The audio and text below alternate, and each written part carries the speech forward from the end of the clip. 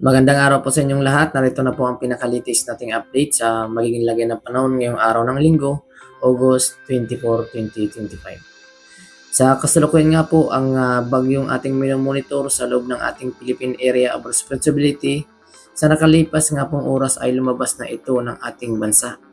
At huling namataan sa layong 610 km kanluran ng Luzon, na kung saan nga po ay bagya pa nga po itong lumakas bilang isang severe tropical storm na tinataglay po nito ang sustained wind na umaabot sa 80 kilometers per hours at may gustness or pagbugso na umaabot sa 120 kilometers per hours. Na kung saan nga po ang pagkilos nga po nito pakanluran ng China or papunta ng China ang tinatahak po nitong landas. Samantala sa kasalukuyan nga po, wala naman itong direktang epekto sa ating bansa. Ngunit yung trough nito or extension ng mga kaulapan ay bahagya pa rin tayo maapekto ng mga thunderstorm. At lalo na pagsapit ng hapon at gabi na madalas na siyang lumalakas. Ngunit bukod doon sa bagyo na ating minomonitor, may panibago ulit tayong minomonitor na bagyo. Na kung saan nga po makikita nga po natin dito sa silangang bahagi ng Mindanao, na kung saan nga po may high chance na po siya na maging bagyo sa mga susunod na araw.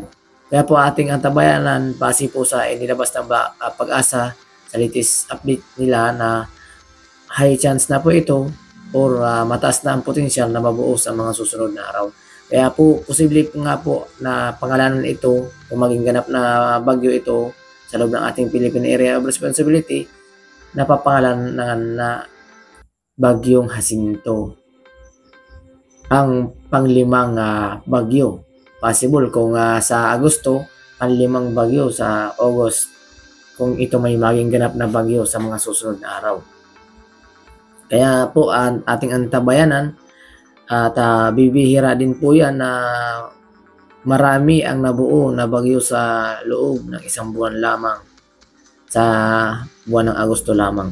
So possible po sa aming pagtaya ay possible nga po maglandfall ito base sa ating sa aming pag-outlook. So pwede pang magbago po yan parang idea lang po yan sa ngayon at possible na dumaan po yan sa silangan ng ating bansa at bago tumawid ng kanluran ng Luzon. So pahilaga muna siya bago tatawid ng kanluran. So nade-develop po ang mga bagyo nasa hilaga na po. So nandito po siya sa Mindanao, so ang tatakin ng mga bagyo ay pahilaga. So paakyat muna bago pa kanluran. So ang tendency po niya dadaan ng silangang bahagi ng bansa. So pag nakarating na po dito sa area ng Luzon, so possible lang tumawid ulit sa mga area na yan. So ating pong ano pa po yan, pwede pa magbago. Subalit ngayon, ating paghandaan po muna ang mga malakas na pag-ulan na dulot nga po nitong low pressure area na nasa silangang bahagi ng ating bansa. So possible po yan kaya ngayon, naasahan po natin ang mga pag-ulan lalo na dito sa Visayas at Mindanao. So para naman sa magiging lagay ng panahon dito sa Luzon, asahan po natin ang magiging maaliwalas o improvement ng lagay ng panahon lalo na sa buong. So ayan nga po guys, asahan po yan sa mga susunod araw ang paglakas ng bagyo or low pressure area na ating minomonitor.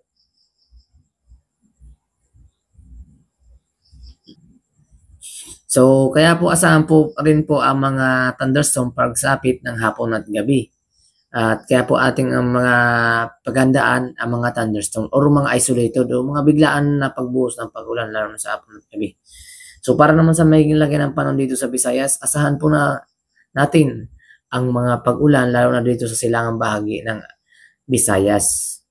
Inaasahan nga po natin dito sa area ng Northern Samar, Eastern Samar, Leyte, Southern Leyte. So possible po yan makaranas ng mga pag-ulan or tuloy-tuloy na mga pag-ulan na dulot nga po yan ng low pressure area na nabuo dito sa silangan ng Mindanao.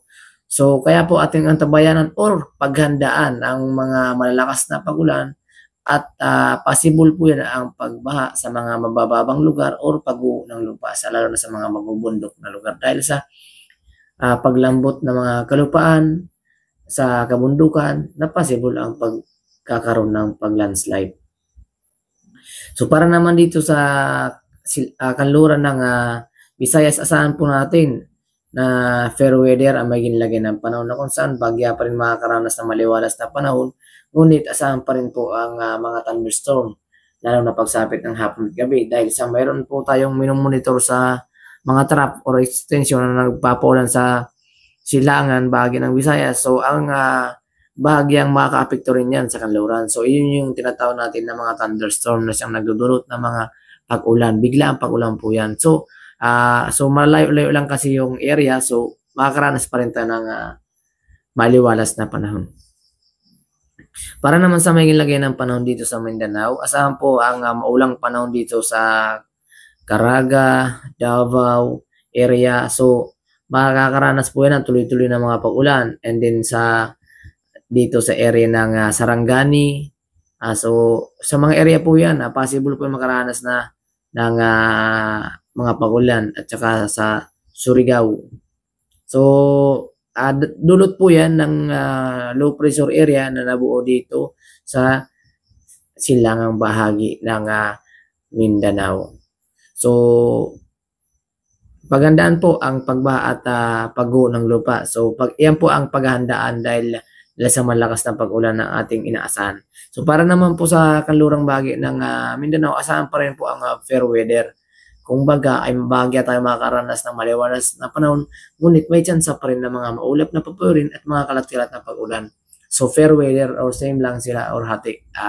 Makakaranas ng maliwalas at andyan pa rin yung mga chance ng mga pag-ulan, dulot nga po ng thunderstorm na dala ng low pressure area sa silangang bahagi ng Mindanao.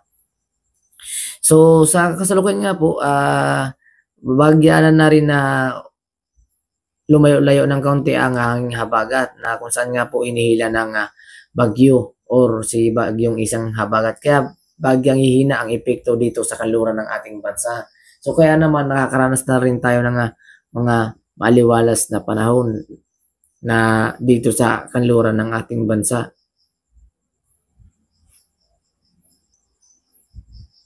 Para naman sa maging lagay ng panahon sa Palawan, ay asahan pa rin natin ang bagyang maulap at mga kalat-kalat na pag-ulan, dulot nga po ng epekto pa rin ng hanging habagat. Ngunit possible din makaranas din tayo ng bagyang pagsikat ng araw, lalo na pagsapit ng umaga.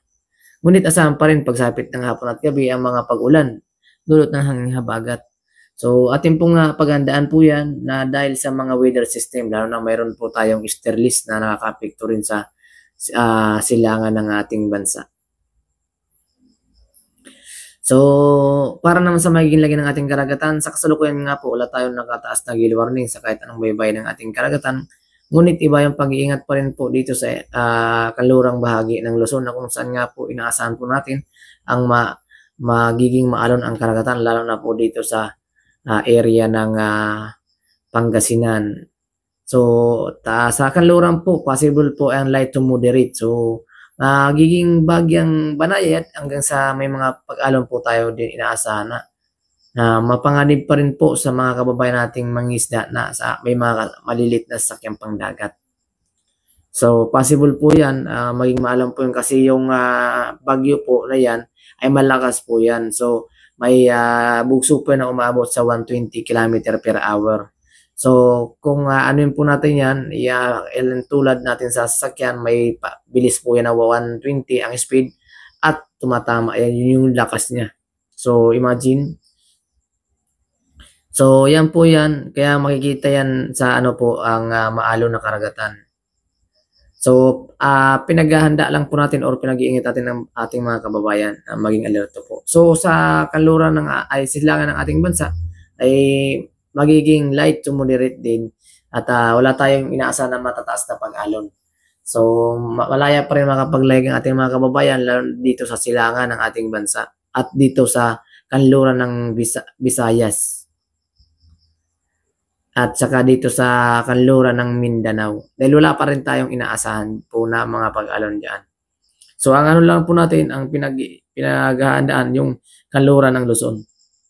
So at yan nga po ang pinakalitis nating update sa maglagay ng panahon ngayong araw ng linggo, August 24, 2025. Samantala, para maging updated kayo sa mga latest nating update at para ma-notify kayo at maabiso namin kayo sa mga lagay ng ating panahon sa loob ng ating bansa at sa labas at sa magiging lagay ng panahon sa mga susunod na mga araw. Dahil ang panahon ay anumang oras ay maaaring magbago. Kaya ang pinakamainam natin gawin, maging updated. At para maging updated po kayo, paki-like and subscribe para ma-notify po kayo sa mga latest nating update. And don't forget to share para marami rin po tayong maabisuhan mga kababayan, lalo na nangangailangan ng updates at tungkol sa lagay ng ating panahon. Maraming salamat and God bless us all guys. Bye for now.